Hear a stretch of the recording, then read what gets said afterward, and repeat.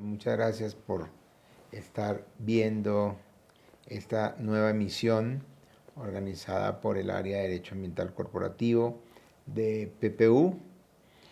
En el día de hoy, y como de la serie, esta será la última serie, vamos a hablar de compliance y debidas diligencias ambientales.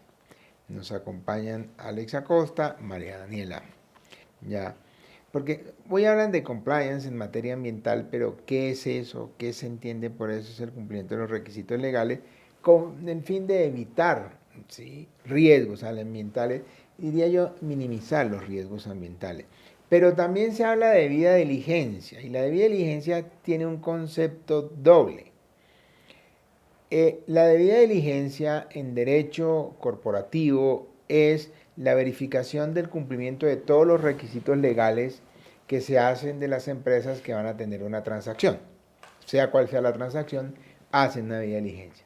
Pero la debida diligencia también es la diligencia, ese deber de diligencia que hay de toda persona y que viene del Código Civil. Eso no es nuevo.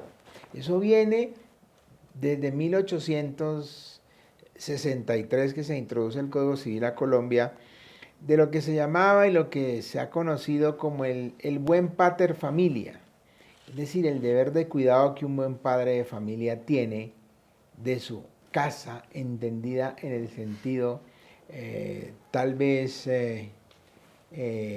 aristotélico de la economía de la casa, el cuidado de la persona, de su familia, ¿cierto? Y el cuidado de la economía de su familia. Ese es el deber que tienen también.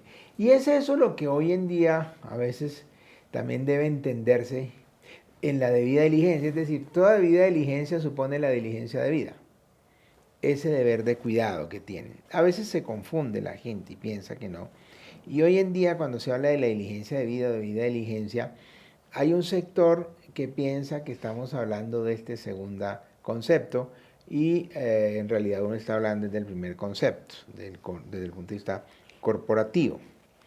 Entonces, yo quisiera hacerle la pregunta a Alex, quien maneja todos estos temas de debidas diligencias acá en el área, de debidas diligencias ambientales, ¿cierto? ¿Qué tipo de debidas diligencias existen?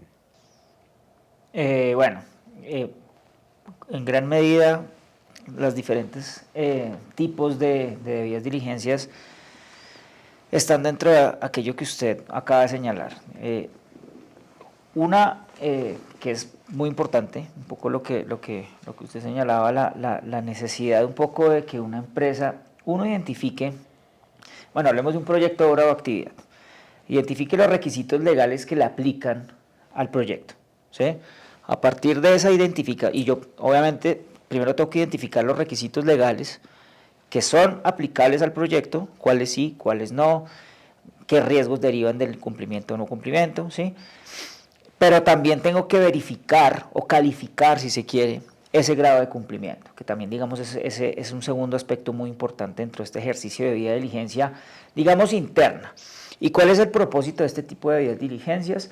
El objetivo es que se verifique internamente, ¿sí? Obviamente por parte de un tercero, qué tipos, bueno, obviamente lo que les decía, el requisitos legales, pero también el grado de cumplimiento ambiental, ¿sí? A partir de eso, pues, se tiene que realizar una serie de recomendaciones, se hacen algunos, digamos, obviamente unas conclusiones, unas recomendaciones, ¿para qué? Pues para, digamos, tratar, esto tiende a que un proyecto, obra o actividad esté en el mayor compliance posible, ¿sí? Ahora está las debidas diligencias o el compliance desde la perspectiva también de las diferentes transacciones, en donde digamos, dependiendo del tipo de transacción, pues el interesado o el cliente va a pretender o va a buscar un riesgo, digamos, o minimizar su riesgo al momento de hacer una inversión, de hacer una compra de acciones. Incluso el tema de financiación también es bien importante, porque también están estos criterios de financiación que quieren buscar que efectivamente el proyecto cumpla digamos, con todas las condiciones ambientales y con todo tengan el cumplimiento ambiental para evitar un riesgo, que obviamente esto va a derivar en un riesgo para quien va a financiar, en un riesgo para quien va a comprar un proyecto. Entonces, digamos como que esos son a grandes rasgos los dos tipos de debidas diligencias, si se quiere, que existen. Dentro de estos dos, en términos generales, uno puede identificar un ejercicio de debida diligencia documental, en donde se tiene un data room, se identifican unos documentos y a partir de eso pues se arriban a una serie de conclusiones. También hay la posibilidad de hacer una verificación de cumplimiento en campo, en donde pues desde una perspectiva legal, ambiental, se identifican aspectos, por ejemplo, la existencia de un vertimiento, para poder decir, oiga, si hay un vertimiento, queremos ver el permiso. Es decir, se identifican aspectos que no necesariamente se pueden llegar a identificar con claridad a partir de un ejercicio de debida diligencia netamente documental, ¿sí?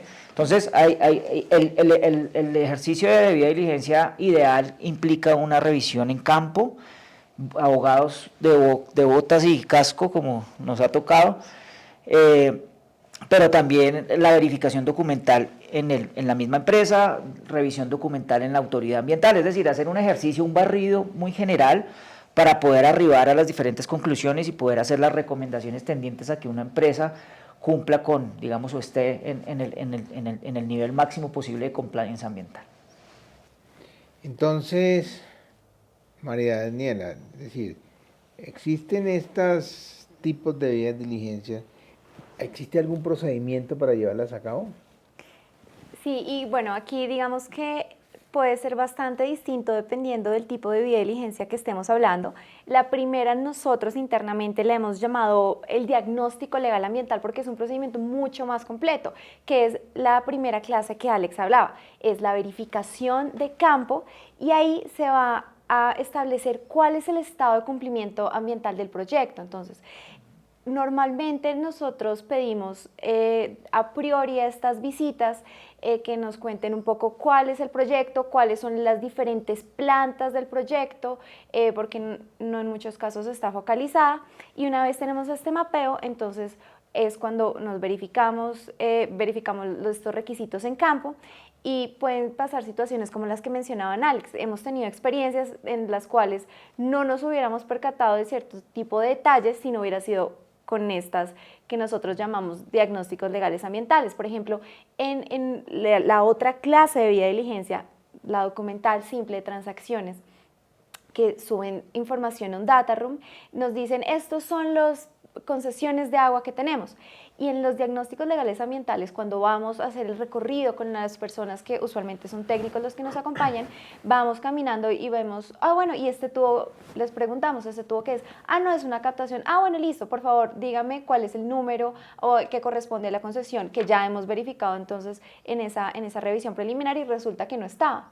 Entonces, este tipo de elementos nos permite, en ese primer tipo de debida diligencia, hacer no solo la verificación de lo que sería en el otro tipo de debidas diligencias más transaccionales, de no tiene el permiso, sino cuál es el plan de acción de cumplimiento, de mejora respecto a todos, ya el estado de cumplimiento ambiental, la gestión ambiental de la empresa como tal.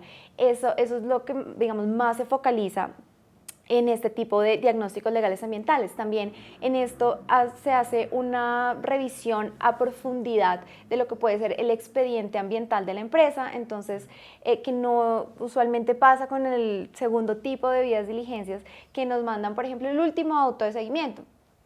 En este otro tipo de debidas diligencias, en los diagnósticos legales ambientales, en estos vamos más a fondo a considerar todo lo que se encuentre en ese expediente ambiental, que puede que más o menos el estado actual del proyecto se verifique con este último acto de seguimiento, pero muchas veces no es así. Y ese cronología o estudio histórico de estos expedientes nos permite determinar muchas elementos, como decía, la gestión ambiental de la empresa, y eso permite hacer unas recomendaciones mucho más aterrizadas, que contrastándolo con la segunda clase, las recomendaciones que se suelen solicitar en este tipo de debidas diligencias es simplemente cómo tratar el riesgo de cara a la transacción, no a la gestión ambiental de la empresa. Entonces, ¿cómo funcionan los tipos de debidas diligencias? Básicamente también puede o no que venga antecedido de lo que nosotros denominamos el Q&A, que no le gusta al doctor Macías por el término, pero no, es simplemente hacer la verificación de, bueno, qué es lo que nos van a mandar, qué es lo que se va a subir a ese data room, y con base en eso hacemos una revisión preliminar y se genera un segundo documento de las cosas que vemos que hacen falta para nosotros realizar una revisión, digamos, acorde con todos los elementos del cumplimiento ambiental de una empresa. Y luego de esto pueden ir varias etapas en las cuales se van identificando más preguntas o precisiones o elementos que requeremos más información, y con base en esto se hacen incluso sesiones, muchas veces con los técnicos de las empresas, muchas veces con las empresas consultoras de las empresas, para aclarar este tipo de dudas. Luego se hace un reporte de vía diligencia que en la mayoría de transacciones, sea para venta de acciones, sea para inversión, sea para venta de activos, se clasifica el riesgo de cara a la transacción, que esto es un tema muy particular porque pues ya que creo que lo tocaremos un poco más adelante, pero cuantificar el riesgo de, por ejemplo, no tener un permiso de vertimientos, o por ejemplo, tener un simple incumplimiento en un parámetro que puede implicar para la empresa. Uno diría, bueno, de primera mano un sancionatorio, pero resulta que uno tiene que ir un poco más allá de cara a las transacciones. Si es una inversión, ¿cuánto yo voy a tener que invertir?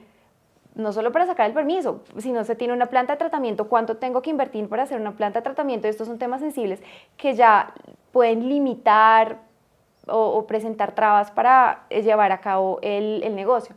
Y finalmente este reporte pues se evalúa con base, digamos, en ese fin únicamente, no en la gestión ambiental, como si se hace en lo que nosotros llamamos el diagnóstico legal ambiental. Sí, hay, digamos, para complementarte, y mencionas dos cosas importantes, con el Q&A y con algunos hallazgos.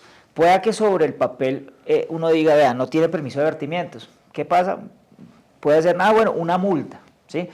Lo que pasa es que pueda que se trate de una empresa textilera.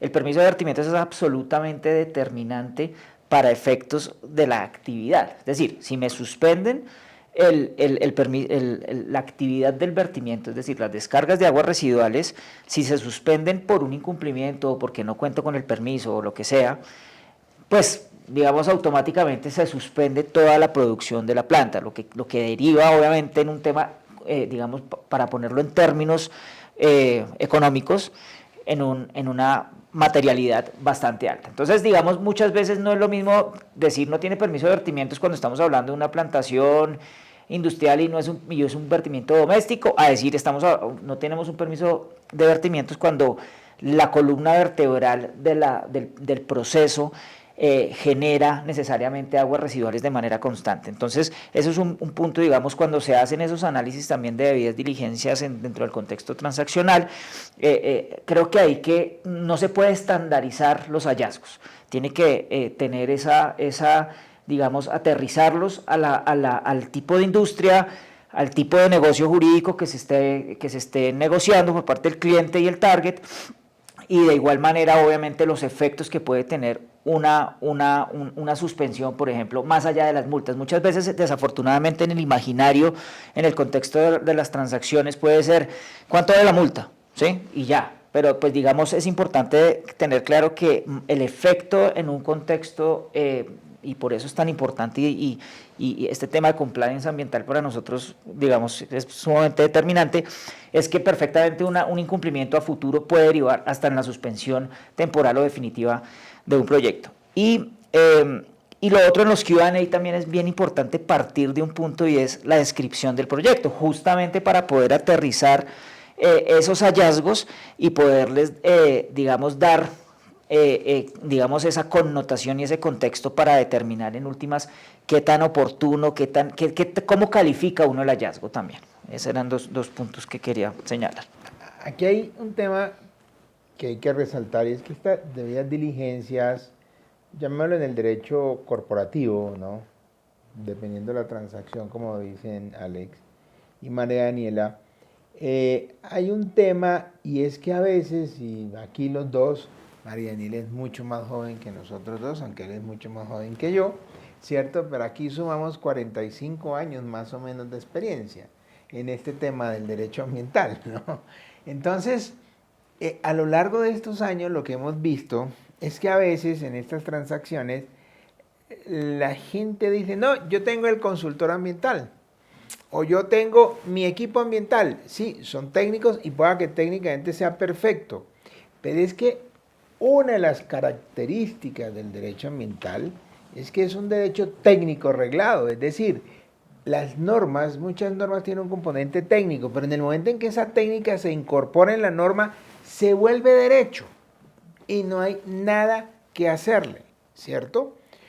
Ese es un tema muy importante porque a veces, claro, técnicamente se hace la debida diligencia, entonces miran si funciona, si la planta de tratamiento.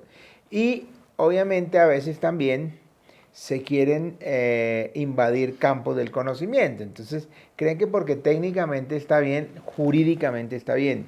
Y eso no es así. Es decir, una debida diligencia de verdad debe hacerse conjuntamente entre un equipo técnico y un equipo jurídico, ¿no? Cada uno mirando las cosas. ¿Por qué? Porque aún un técnico puede detectar una duda jurídica y un jurídico puede detectar un problema jurídico a partir de lo técnico. Entonces, es un trabajo que debería hacerse en conjunto. Ese es el deber ser, ese es el ideal. Muy pocas veces nosotros lo hemos visto y lo hemos, digamos, hemos acompañado estas empresas en hacer este tipo de debidas diligencias, pero creo que eso es lo importante, hacerla.